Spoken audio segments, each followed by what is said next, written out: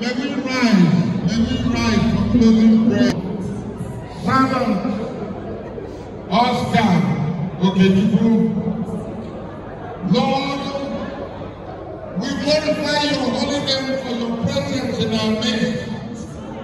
As we depart from here, we pray that you will lead us and guide us so that we will get to our various homes safely. For all those who will be traveling for funeral processes, protect and guide them, Lord, and guide them. Those who will be waiting tomorrow and at the burial and interment on Friday, protect all of them. May no one be hurt in an accident, but may everyone traveling safely and proper to their stations.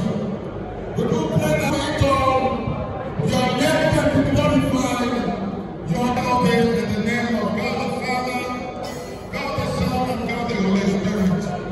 Now unto him that is able to keep you from falling, to present you faultless before his throne with exceeding joy. We now pray that the same God will bless you and keep you. May his face shine upon you with glory and gladness and favor and goodness. May the Shekinah glory of God never depart from you. And the blessing of God Almighty, the Father, the Son, and the Holy Spirit be among you and remain with you always. Amen. God bless you all.